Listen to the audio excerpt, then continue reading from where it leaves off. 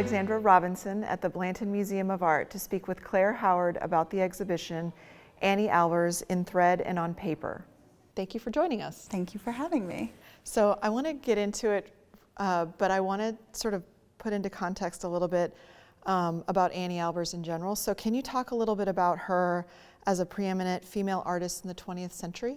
Yeah, I mean, I think she's, obviously exceptional, but also, her story is that of so many women artists in the 20th century, where she was overlooked for a period of time because the work that she was making was considered kind of a women's art, but also she was the other half of an artistic couple with a husband who for a long time had a career that overshadowed her. So I think in some ways she's, an exemplar of the struggles of women artists to receive the recognition they deserve.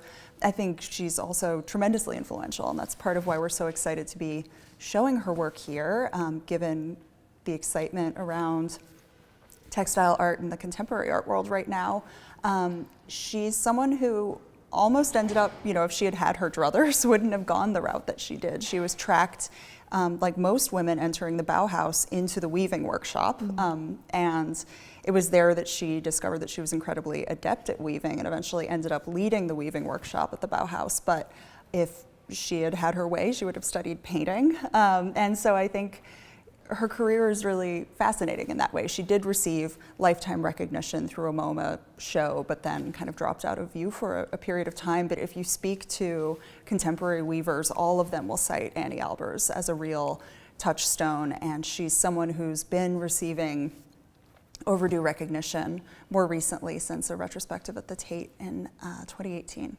I wondered if you could talk a little bit about how, or at least help us understand the distinction between Anni Albers, the artist, or maybe the printmaker, versus Anni Albers, the industrial designer, or sort of, I guess that comes out of the tradition of weaving in that way. Right. I mean, she's someone who I think had a very non-hierarchical way of thinking about the different spheres in which she was working. And I think that could be traced back to her early time at the Bauhaus, that she really had a belief in the power of good design and accessibility of design, and that, for instance, in the Sunar and S collection weavings that she produced, which were mass-produced, sold through a mail-order catalog, essentially for office furnishings, I think we see her bringing the same level of attention to detail and design and the texture of the textiles, the light permeability of the textiles that she brings to her pictorial weavings, where she's thinking more about, this is a weaving that is not meant to be utilized in any way. It goes on the wall in a frame and is, akin to a painting in that way. And I think for her, the two were one and the same, and she didn't really differentiate between her work. And that's part of the narrative of the show, is that she was moving not just back and forth between different mediums like weaving and printmaking, but also these different spheres between fine arts and applied arts, without any real kind of hierarchical distinction between the two. I like to think about it that way. There are a lot of examples of the weaving samples available for us to see, and I was wondering if you could talk a little bit about the innovation in the weaving samples and how they are framed so they seem like works of art, but then they're also just a functional thing. Right.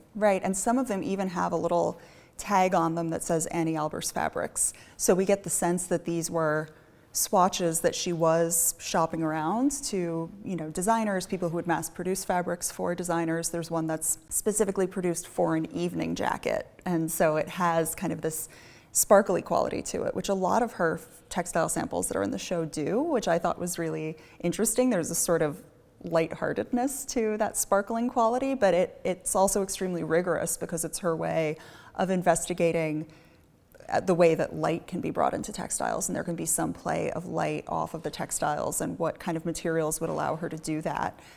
We also see her incorporating a material like cellophane into her textile samples, which again has this light reflective quality, and it goes back to a project that she had done I think shortly after her time at the Bauhaus. Maybe she was still a student when she was asked to work with cellophane for a commission, I think like soundproofing an auditorium, and she produced these fabric panels that would be sort of a honeycomb weave on one side to have a sound dampening property, but she wanted the other side of them, because this was going to be a darkened room, she wanted the other side to have a light reflective quality, and so she incorporated cellophane, which at that time was a brand new material, into that fabric. And so we see her on, still in the 1950s thinking about what does cellophane or lurex thread bring to a textile. And I should mention, many of the textiles we have in the show were probably woven on the loom that we also have in the show, which is one of several looms that she worked on,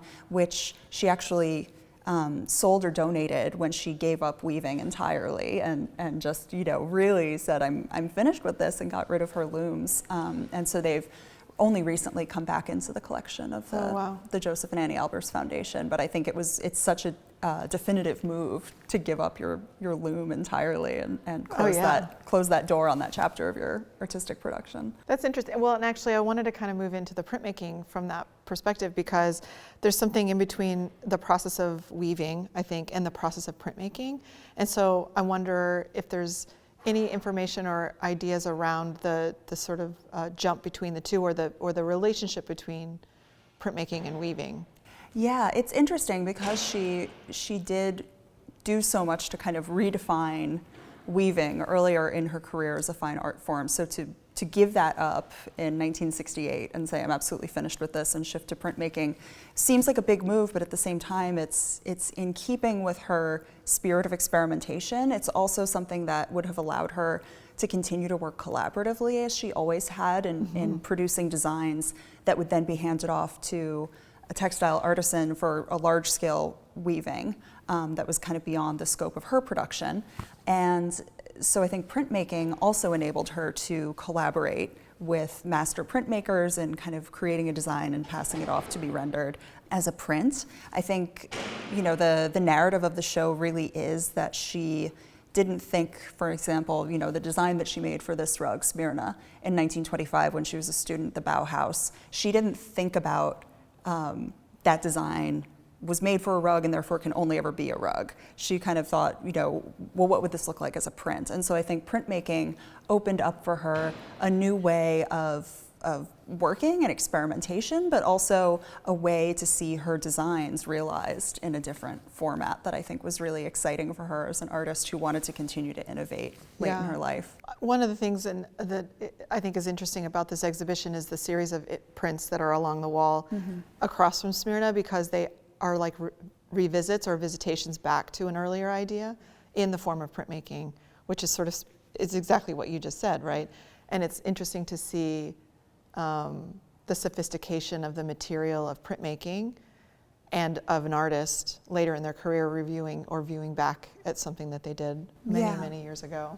Yeah, and she was so invested in process and kind of showing her process that I think printmaking is a different way of kind of investigating a design using a different process and really showing that to a viewer. Okay, so another thing about the prints that I find really fascinating, but I'm wondering, like as we talk, it's embedded in, I think, the action of weaving, but is the idea of a grid. And I wonder if you could just talk a little bit about the significance of the grid itself, and maybe how Anni Albers pushes past it, uses it, or doesn't use it. Yeah, I mean, it goes back to the loom. You have the kind of vertical and horizontal threads of the warp and the weft on a loom that kind of echo a grid, and she actually did produce many of her designs, we have a few of them in the show, on graph paper as kind of an initial sort of study. So, the grid was something she was working within. There's certainly ways of weaving that aren't as tied to the grid, but I think because of that interest in process and in really showing how a design is built up, the grid was something that she wanted to stay tied to. So you see very strong verticals and horizontals in many of her abstract designs. In printmaking, she wasn't as tied to the grid. She could break with that, and she started to think about what we've called in the show kind of this meandering thread motif. And what would it look like if a thread got loose from the loom and started kind of twisting and turning in space? And so we see that in the Connections portfolio, we see it in the large runner that we have in the show, this kind of interest in twisting and turning lines and different properties of the line if it's freed from the grid. So it's both, something we see her staying very close to, for instance, in all the triangle works that she's still building up, using geometric forms, staying very kind of clearly locked into the grid, but it's also something we see her experimenting, especially in her first print portfolio, line involvements. We see this kind of almost like spaghetti-like interlocking of threads that I think must have been really exciting for her as kind of this first foray into printmaking and really thinking about all the possibilities that it offered to her. Yeah, I mean, it's fascinating to think about it that way because it's some way like a literal connection between the weaving and the printmaking to use that idea of the thread, but then it makes me think of the way that she's able to investigate within these sort of like rules, I guess, or motifs, really, like you've mentioned with the grid, but also the triangle, the square, and the line, and then eventually the meandering line, which sort of uses all those things. I'm wondering if you could talk a little bit about the various motifs that are present in the exhibit, and then maybe something that you are fond of yourself. Yeah, the meandering line is one of my favorite motifs that she works with. There's a print called Red Meander that we have the study for, and there's also a fantastic photo that we have of Anni Albers on vacation with a couple that she and Joseph were friends with and traveled with in Mexico, where she and Joseph made dozens of visits, and they were really interested in the decoration on pre-Columbian temples. So we have a photograph of Anni at Mitla, where you see these kind of abstract meandering motifs where it's vertical and horizontal, but it has this sort of like snaking, turning quality without ever breaking with the vertical and the horizontal. Yeah. And I think that must have been really exciting for her. And when she translated it to a series of screen prints called Meander, we see her really playing with the effects that she could produce from screen printing using kind of an incredible economy of means. Usually when you make a screen print, you have a different screen for each color. And so she made a series of these monochromatic prints where the ink was mixed at different levels of opacity. Mm-hmm. And so you have kind of, a light, kind of a pinkish, a lighter red, and then a brighter red, for instance, in Red Meander. But rather than producing all these different screens, she used the same screen for the top two layers of the print. And just rotated at 180 degrees. So usually with a screen print, you're really trying to keep all of those levels in register. Yeah. But she was kind of, going rogue and, flipping the entire screen around to produce a completely different kind of inverted effect. So you get this sort of like dual image that has this sort of vibratory quality that's really exciting. So I love that motif, and I love the way she was so playful in her application of it. I think the triangle motif is one that's really a huge component of the show. We have the first print that she made after deciding to commit to printmaking, which was Camino Real, which is based on, again, a textile. It was a commission for a hotel in Mexico City called Hotel Camino Real, which is still there. And it was a large-scale sort of felt applique. It was like a wall hanging with these, triangles all over it in different shades of kind of red and pink.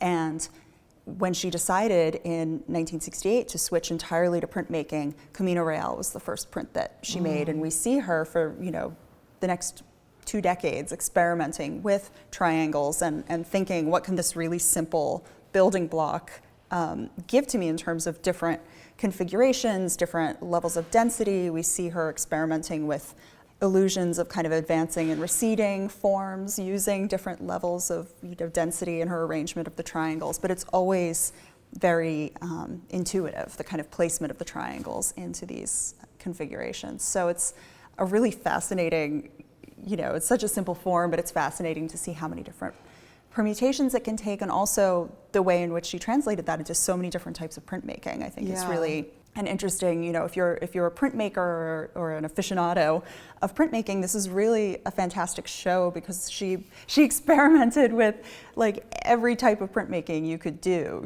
She was working in lithography and screen printing and intaglio, embossing.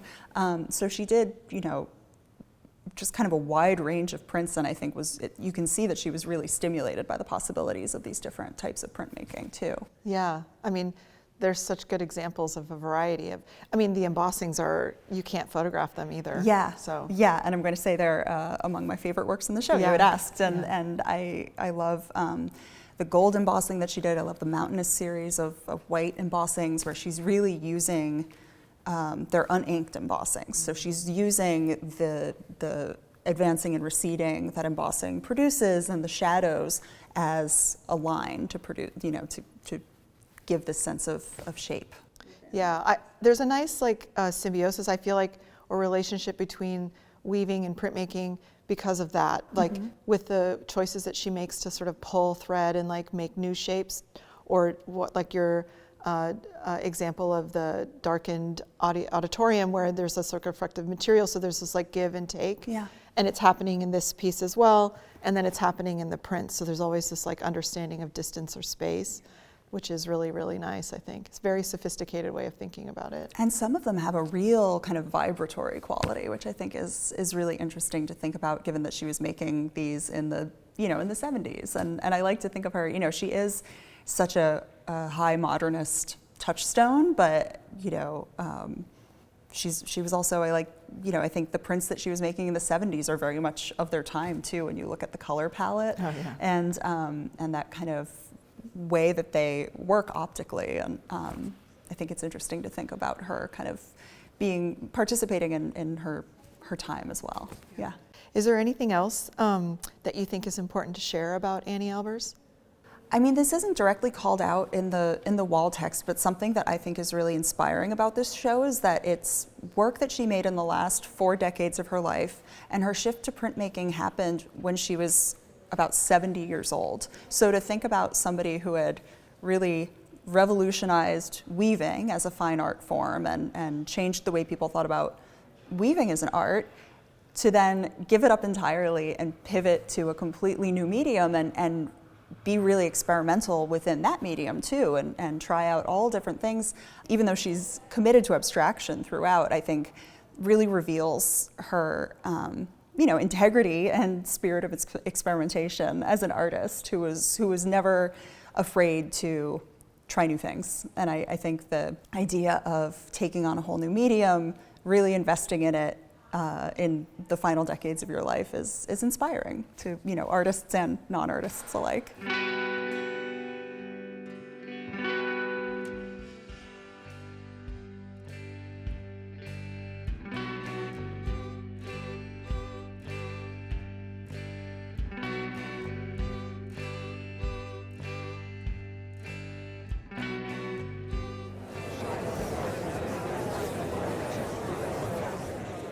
Find all of our videos and sign up for our newsletter at artthisweek.com. Follow us on Facebook, Instagram, YouTube, and Twitter.